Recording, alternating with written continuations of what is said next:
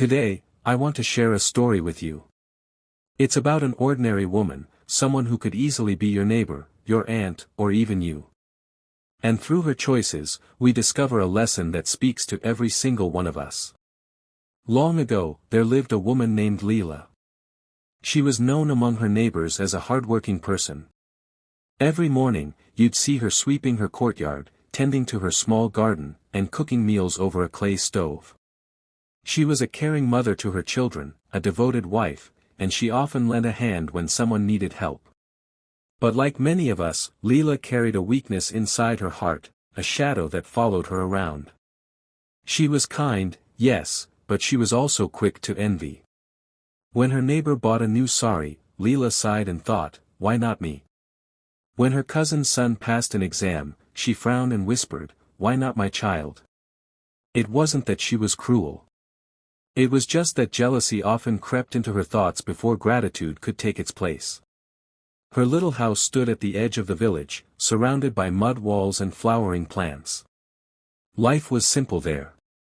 People fetched water from the well, children played in the fields, and evenings were filled with laughter as families gathered under lantern light. And yet, beneath the surface of this simple life, each person carried secret desires, dreams of wealth, success, or power. Lila was no different. One afternoon, as the sun burned high in the sky, Lila was busy sweeping her courtyard. Dust rose with every stroke of her broom. Her children were off playing, and her husband was in the fields. It seemed like just another ordinary day, until a figure appeared at her gate. It was an old man, dressed in tattered clothes, his face lined with age, his eyes heavy with fatigue. He leaned on a stick and looked as though the heat had drained every ounce of strength from him. Lila paused.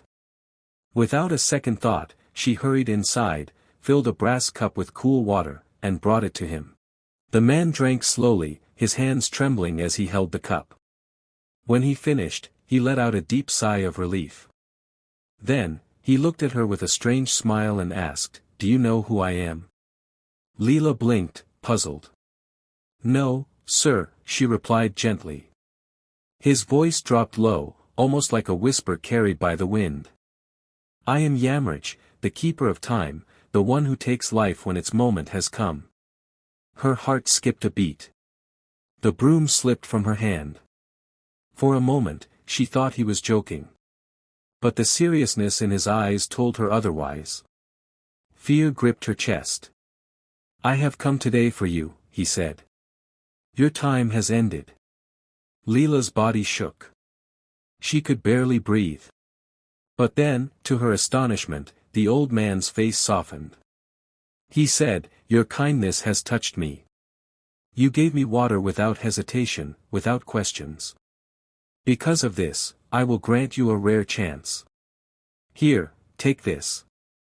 From beneath his robe, he pulled out a thick, ancient book. Its cover was worn, its pages yellowed, yet it seemed to shimmer faintly in the sunlight. "This," he continued, "is the Book of Chances. Inside, you will find the names of many people, including your own. Whatever you write next to a name will come true. But be careful, for your time is limited. Use it wisely." Lila could hardly believe it. A book that could shape destiny. A chance to rewrite her fate. She reached out with trembling hands and took it, her mind swirling with possibilities. Lila sat down on the low wooden stool in her courtyard, the book resting on her lap. Her heart raced as she opened the first page. There, in neat, flowing handwriting, she read, "Your cousin, Mira, will soon receive a chest of gold coins." Lila's eyes widened. Gold coins. Treasure. At once, a burning jealousy surged inside her chest. She thought of Mira's big house, her fine clothes, and how often she boasted about her husband's earnings. "No," Lila muttered. "She doesn't need more. I need it more." Grabbing the pen that lay tucked inside the book, Lila quickly crossed out the line and wrote, "Mira should not receive any treasure." She felt a strange satisfaction, almost as if she had won a secret battle. Turning to the next page, she found another line, "Your neighbor's husband will soon be appointed advisor to the king." Lila gasped. That would mean honor, wealth, and influence for her neighbors. She imagined their smug faces if it came true. Again, envy twisted her heart. Why should they rise while we remain the same, she thought angrily. And so, she erased the words and replaced them, he should never become an advisor. On and on she went, flipping page after page. Every time she saw good fortune promised to someone else, she erased it. Every time she read about blessings for her friends or neighbors, she twisted it into misfortune. It was as though the jealousy she had always carried in her heart was now pouring out through her hand onto the pages. Hours seemed to pass. The sun dipped lower in the sky. Finally, she turned a page and saw it, the one she had been waiting for. Written there, clear as daylight, was her own name, Lila. Her heart pounded. Her breath quickened. This was it, the chance to write her own destiny. What should I write? She whispered to herself. Wealth? Yes, piles of it. A long life? Of course. Happiness for my children? Yes, they must never know hunger. She picked up the pen, ready to craft the life she had always dreamed of. For once, the blank page was hers to command. But just as the tip of the pen touched the paper, the book was yanked from her hands. Lila looked up in shock. The old man, the keeper of time, stood before her once again, holding the book tightly. His eyes, which had once been kind, now burned with disappointment. Your time is over, he said firmly. His voice echoed like a clap of thunder. Lila's lips trembled. No, wait. I was just about to write for myself. Give it back. He shook his head slowly. You wasted your chance. Page after page, you used your gift to harm others. You never once wrote a blessing for yourself, nor did you spread kindness. And now the moment is gone. Tears filled Lila's eyes.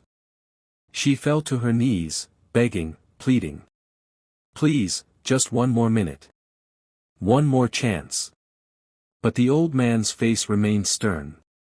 This is the greatest mistake of humankind, he said. We become so obsessed with what others have, that we forget to build our own. In the end, we gain nothing but regret. And with that, he closed the book with a heavy thud. The sound echoed in the courtyard, final and unchanging.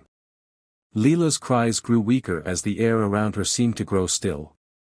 Her vision blurred, and she felt her strength slip away. The old man whispered, Your story has ended. The next morning, life in the village went on as usual. Children ran through the streets, women fetched water, men tilled the fields. But in one small house at the edge of the village, silence lingered. Lila was gone. People shook their heads and whispered about her sudden passing. Some mourned her, remembering her kindness. Others wondered why her life had ended so abruptly. But no one knew the secret, that she had been given the rarest gift, and had wasted it on envy. And that, dear listener, is where the story leaves us with something to reflect on. Every day, we are given our own blank page. We may not hold a magical book that can change destinies, but in our choices, our actions, and our words, we write the story of our lives. When we waste our energy comparing, envying, and wishing harm to others, we are like Lila, scribbling away the lines of our own happiness.